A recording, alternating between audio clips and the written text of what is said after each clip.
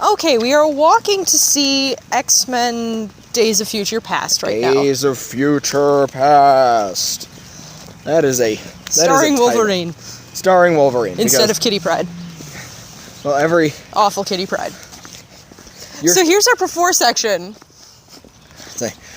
So, we know Rena's not looking forward to Ellen Page. Nope.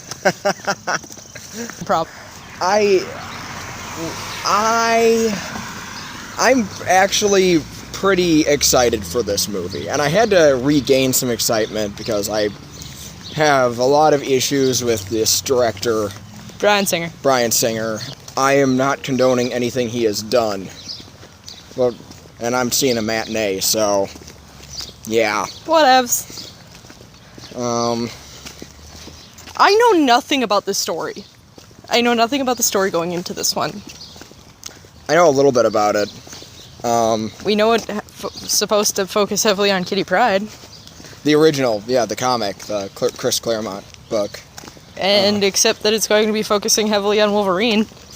In the comic, they're traveling back in time from the future to, like, the present, and in this, it looks like they're going back to the 70s, which is exciting because this could be a crossover between the First Class cast and the modern cast. Yeah, the modern Which cast. we know is already in effect. It's already going to be a thing. Yeah, I have been avoiding spoilers like the plague on this one, considering it came out last week, and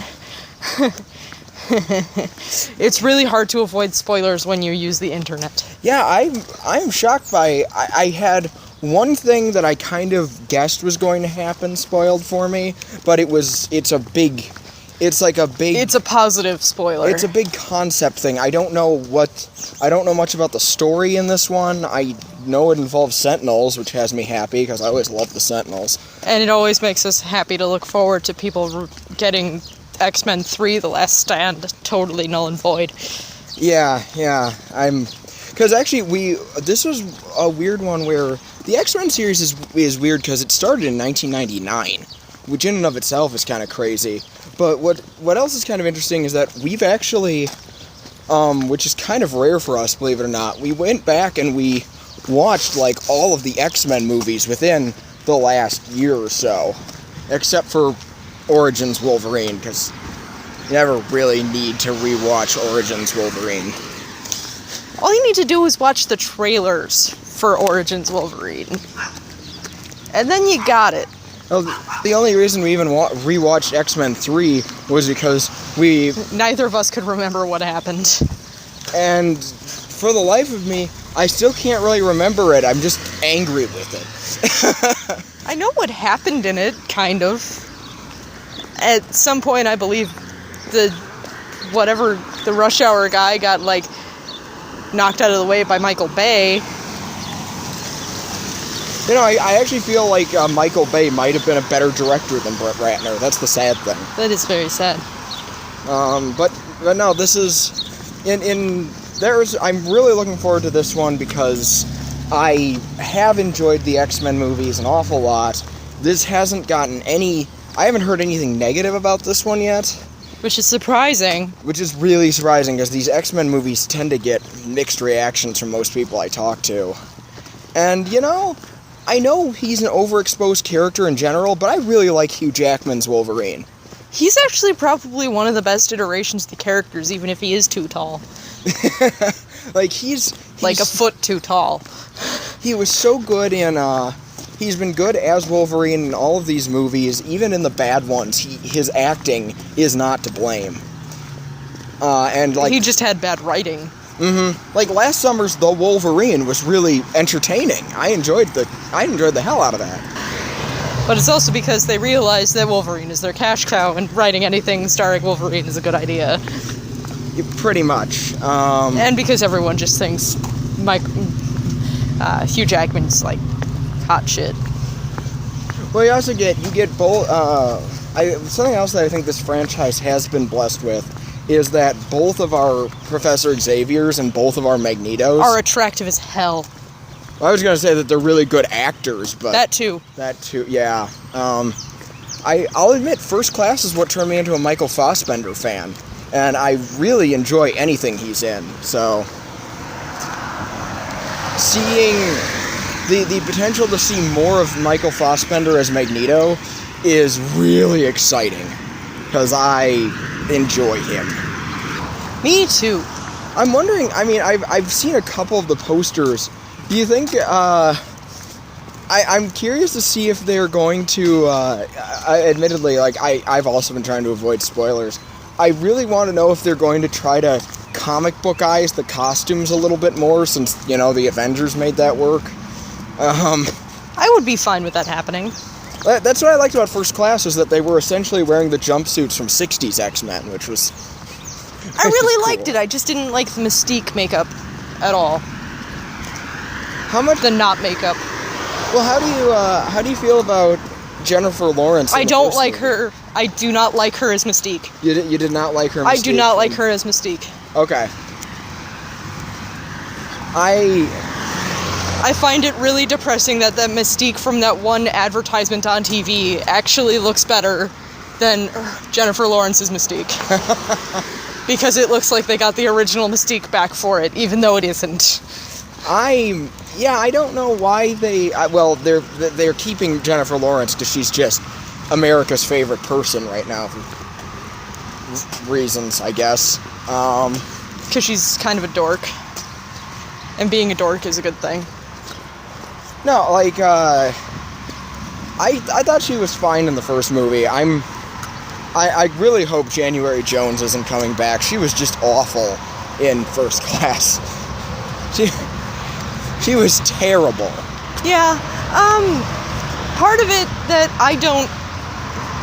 part of the reason why I don't like Jennifer Lawrence's Mystique is because I don't think they actually needed to give her the part as the creature with the blue skin. Okay, I can see that. I think they could have brought in anyone who wasn't allergic to the makeup to be the character, specifically someone who is maybe an acrobat or a gymnast and is used to moving like that. Well, the weirder part was that at the end of X-Men First Class, that was the Mystique from the other movies. That at the scene with when Magneto is breaking the White Queen out of prison, that was totally the old Mystique in that scene. So I don't know why she's gone back to being Jennifer Lawrence. I don't know either. Maybe she just liked being a little kid more. Well, even though that was one of her major character things, was that she didn't want to grow up. Question mark, question mark, question mark. Weird. Well, whatever. So yeah, I'd say this is a before where we're going in cautiously optimistic. I'm going in cautiously optimistic, not looking forward to Jennifer Lawrence or Ellen Page, but everyone else I'm very excited to see again. Yeah. One other thing that I want to say that I'm interested in is how they're going to... Sorry, we just saw a car with a pink Batman decal on it. One other character I'm really interested in to see what they're going to do with him is Quicksilver, especially with the two Quicksilvers coming up soon in screen. Well, we've had the Fox versus Marvel Cinematic Universe with their Quicksilver pissing contest. And we had... I honestly think Quicksilver's going to be better with a daddy, but I think that the costume from the Avengers Quicksilver is better. See, I'm doing this weird toss-up character versus costume. Initially my money was going to be on Joss Whedon Quicksilver being better, but now I've seen Joss Whedon Quicksilver in Godzilla, and he was just awful in that. He was just terrible in that. So... But I also think that person writing couldn't write people in Godzilla, so... Yeah, maybe Godzilla 2, get a better writer. Hey, better writer. You know what? You know what I say here? Chris Evans can act. That's true. Chris Evans was terrible in Fantastic Four, and then suddenly, wow, he's just amazing, so... He became the person that everyone drools over. And a good actor. So, yeah, Days of Future Past, we're going in optimistic, so we'll see you on the flip side. Yep, see ya! Okay, so part 2 of our X-Men Days of Future Past. Boy, did we call that wrong. We did? Well, I did. Alright. How do you feel you called it wrong? I really liked it. I liked it a lot. There's significantly less Wolverine than I thought there was going to be. Yeah, And the fact that he made the decision himself was important. I'm... Sorry, spoilers in this one. I was happy to see that this was not just Wolverine. The time-traveling warrior, as one Tumblr post put it. He is a major Wolverine, character. the time-traveling warrior who solves everyone's problems always. Yeah, Wolverine is a protagonist in the story, but he is not the main focus, and that was a welcome change from these other X-Men movies. I really liked it. I really liked it. I still have a lot of nasty things to say about Bryan Singer as a person, but hell of a movie. Okay, when the movie got finished, as soon as the credits started rolling, we were making the exact same face, and it was a jaw kind of halfway cocked open, going like... Yeah, it was literally slack-jawed. Well, I know you don't like it as much of First Class. Mm-hmm. I still think it was actually better than the movies I think it's better than the original trilogy. Oh yeah, this is a very... this is one of the best films in the series so far. I had a lot of fun with this one. I kind of rank this one above First Class because it has a little more weight to what's going on. Dude, I'm not going to stop you from your opinion. You realize that, right? Yeah, as always. I know. But I'm just saying that I rate this one above because I feel that everyone's actions actually have weight to them in this. Whereas in the other one, it was just kind of affecting their circle of people. Yeah, I guess... And by the other one, I mean First Class. The biggest thing with this one is that it spends a lot of time setting things up. I mean, like, the first 20 minutes or so are just exposition dump, exposition dump, exposition dump. Like, the plot is going, but there's a lot to get out to explain why the pieces are where they are at the start of the story. Got a whole time travel thing going on, the Terminator future. Yeah. And Sentinels have killed, like, zillions of people. It's like this Terminator cross with concentration camp thing. Which is unsettling and disturbing, and people brought their children to this movie, and... Yeah, you might not want to take kids to this X-Men movie. It's not too kiddie happy, no. I am happy that they went as violent as they did. Yeah, because X-Men lends itself to violence very well. I agree, especially if you're going to put Wolverine on screen. Things are going to get nasty really fast, and oh boy, did they get nasty fast. Really great actors. Holy cow. This was a strong cast. This was I mean, even by the X-Men movie standards, this was a really strong cast. And even with my problems with Ellen Page and Jennifer Lawrence, they weren't on screen very often, so I didn't have to deal with them. Even though, Jennifer Lawrence kind of saves the day. I told you there were going to be spoilers, so... Yeah, Jennifer Lawrence, this wasn't... I know she's a good actress. I don't think this was one of her stronger performances. But she did well enough. It wasn't amazing. I think part of the problem is that she can't wear the proper makeup. Yeah, for those of you who don't know, she's highly allergic to the costume. To the Mystique costume, so they couldn't do what they did in the first few movies with the other actress, where they literally just put the makeup straight to her skin. So she's wearing a bodysuit for the entire movie. I wonder how much that would affect her performance, but I wouldn't know. It affected the aesthetic of it, because, like, you could see where the makeup stopped going into her hair. Okay, It yeah, I could bothered kinda see me that. a little bit that they didn't even go in and touch that up, and it was extremely obvious to me. I don't think it would be as obvious on a home screen, but at a theater, it's extremely obvious. I guess I didn't pick up on that as much, but I will admit it's not quite as... It doesn't look quite as good. Yeah. Costume junkie.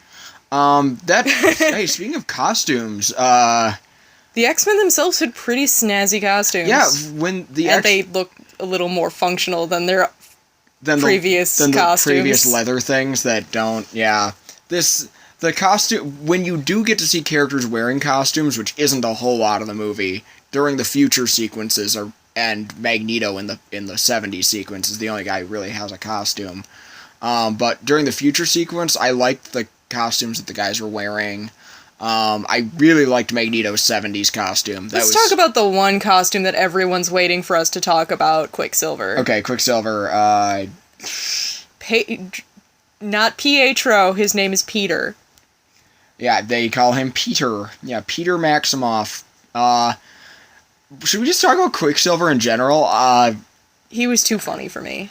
He was too overtly funny for me. I really enjoyed him. I got a kick out of him. I like the fact that Quicksilver's charm for me is that he's funny because he's a snarky little D-bag. Yeah. And him actually doing quirky, funny things is strange to me. Like, him purposefully being funny is very strange. I was okay with that. I enjoyed what little we got of him. He wasn't in the movie a whole lot, but when he's there, he was pretty entertaining. He can be annoying, and I think he's supposed to be annoying though, so I can forgive that. I want him to be more annoying. Oh wow, that is a rare. See, that's the thing though, is again, the one that I grew up with was the one from Evolution. Right. And he was an annoying little snarky ass little D-bag. And I always liked that performance of him. My favorite Quicksilver is still Wolverine and the X-Men Quicksilver, where he's just an asshole. And he delights in being an asshole. You get... and I never watched that because I couldn't get into it. I understand. So, yeah. Yeah, he was there. His costume is... it's a Pink Floyd t-shirt and a silver leather jacket with awful silver hair. His hair is just His costume's terrible. I hate it. I hate it. It's way too showy for the character. I thought it fit with what he was doing, being with his douchitude. I enjoyed his stuff. I liked, we're talking about the actors, I still love Michael Fassbender's super intense young Magneto. More of that. You can't see it, but I'm nodding. Yeah, more of that is fine. In the category of things no one is shocked by, but it was still welcome, was Ian McKellen, Patrick Stewart, and Hugh Jackman all were great. Really fantastic. They've been doing these characters forever, but yeah, they were still really good. How about we got some of the cooler characters from X-Men 3 back? Yeah, we got some cool X-Men. We didn't... X-Men 3 is more or less undone by this movie. Yay. But we still got to see some of the awesome mutants who really didn't get to show off their powers so much in that movie. Like Teleportation Girl, whose name I never caught. I was about to say, I don't remember her name right now, but she has portal powers. That's awesome. That is pretty cool. We also get the impression that the Sentinels were able to take down Emma Frost. Is that her name? Yeah, but didn't they kind of imply that Emma was killed in Vietnam? But it's implied a bunch of the first-class characters were killed in Vietnam and experimented on or something. See, the thing with Emma Frost, though, for me, is that one of the Sentinels actually used the diamond skin. That's true. And then we also got a reference to Spike, Aurora's nephew from Evolution, in there as well, and that made me happy. We got what else did we... Yeah, there were enough mutant cameos, but it wasn't, overt and annoying, X-Men 3. Or X-Men Origins, for that matter. It wasn't a whole ton of, hey, you know, this character, this character, this character, this character, and this character, yeah, they're all main characters. It was more subtle hints in that if you knew the mythos and understood that these characters existed, you'd get the little Easter eggy things in there. Yeah, that was welcome. Speaking of Aurora, if you came here hoping to see Halle Berry as Storm... You're funny. She has like a glorified cameo, yeah. She has a glorified cameo, and it's awful, and her wig is just as bad as the last movie. I liked grown-up Iceman, Bobby Drake. His costume... He wanted to be Star-Lord, though. He wanted to be Star-Lord, yeah, but I mean, he looked good, his costume looked cool, I liked him. I really did.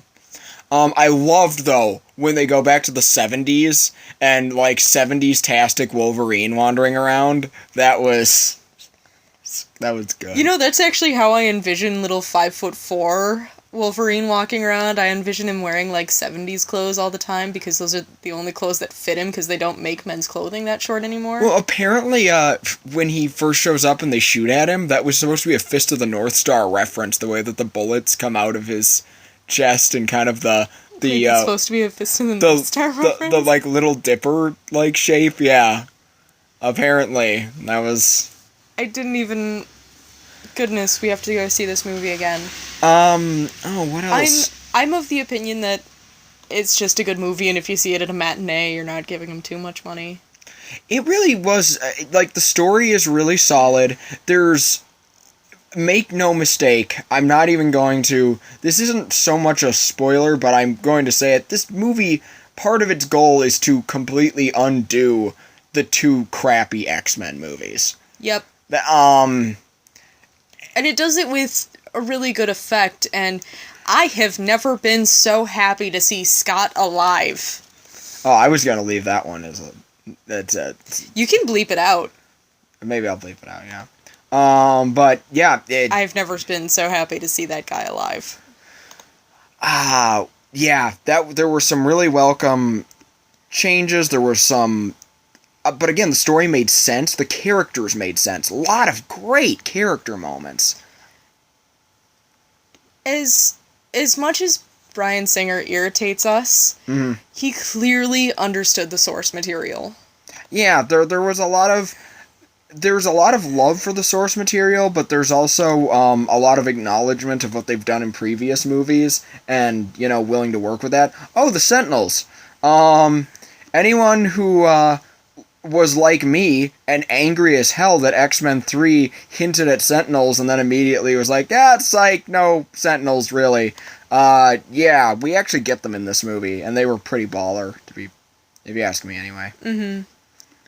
And honestly, I liked the ones in the past more than the ones in the future, just like you did, because I'm sick of seeing the Destroyer from Thor on screen. Yeah, the future Sentinels, they were really intimidating and threatening, but yeah, it was the Destroyer from Thor. They were lizard skin destroyers. It was the Destroyer from Thor all over again. I mean, that was a cool effect in that movie, don't get me wrong, but... We're kind of done looking at it, though. Yeah, it's overstayed its welcome, and it's time for it to go. I'm not a fan.